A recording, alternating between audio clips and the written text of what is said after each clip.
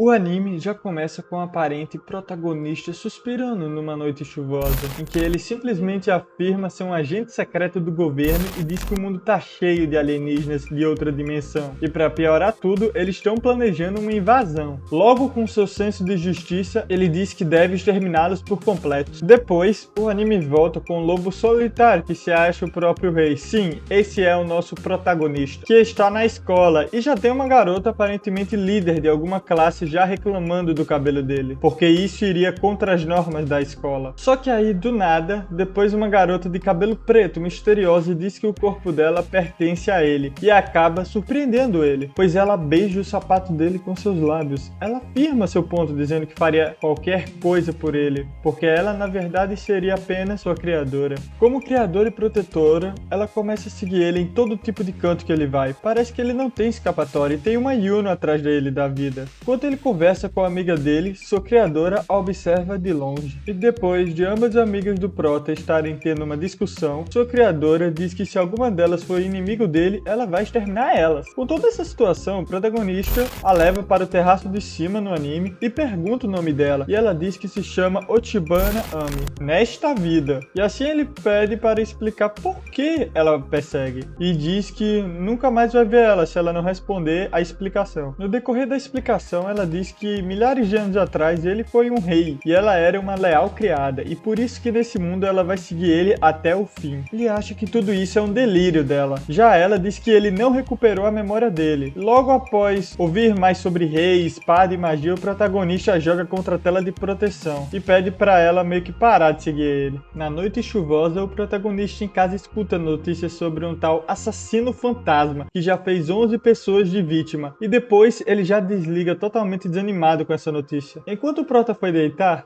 do nada, ela o assusta e deixa nervoso, que invadiu a casa dele porque tinha uma janela aberta, ou seja, deu brecha, ela foi. E aí ela voltou a falar com ele sobre laços de vida passada e ele fica totalmente estressado com essa conversa. Ele pede para ela sair do quarto da casa dele e assim ela sai pela janela do seu quarto, de onde entrou. Pensando sobre tudo isso, o Prota resolve sair de casa na noite de chuva, até que ele se depara com uma vítima do possível assassino fantasma. E para piorar tudo, foi a amiga dele que foi a vítima. E de repente a Ochibana Ami aparece na frente dele com um bastão e fala sobre essa onda com o assassino fantasma. O protagonista já começa a supor várias coisas na mente dele nesse momento. Voltando para a escola, ele suspeita totalmente dela. Ele até a interroga e ela diz que não a matou. Depois ele lembra da conversa com a amiga dele que morreu e lembra do sonho dela de querer ser tradutora. E como ela viu que ele aparentemente estava interessado em saber quem afinal de contas matou sua amiga, ela o convida para a casa dela, pois havia algo muito importante para mostrar. Ele fica surpreso com isso, mas já aceita. Já no trem, ela acha que todas as mortes que o assassino causou têm alguma razão. O Prota já usa o argumento mais racional, em que o assassino fantasma é um aborrecido sem motivo e que descarrega sua raiva nos outros. Enquanto isso, a cuidadora dele diz que isso causaria um grande estresse mental a esse fantasma.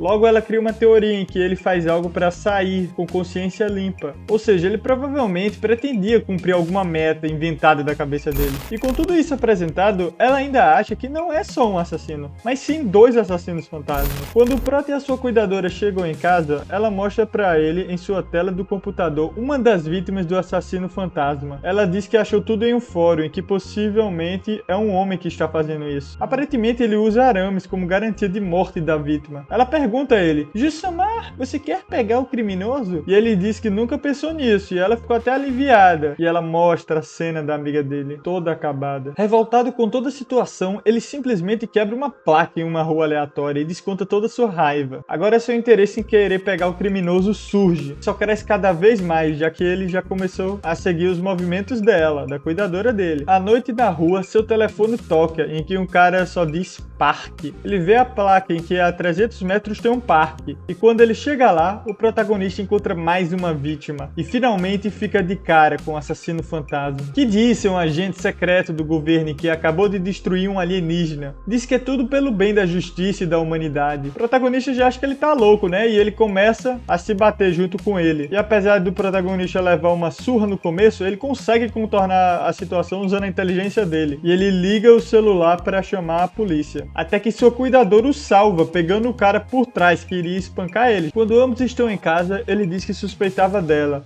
mas ela não liga, e agora sim, finalmente vemos os olhos dela. Ele pede pra ela bater nele, e ela aceita. Assim o protagonista se sente menos culpado, pelo menos, de ter sempre suspeitado desde o começo de tudo que era ela.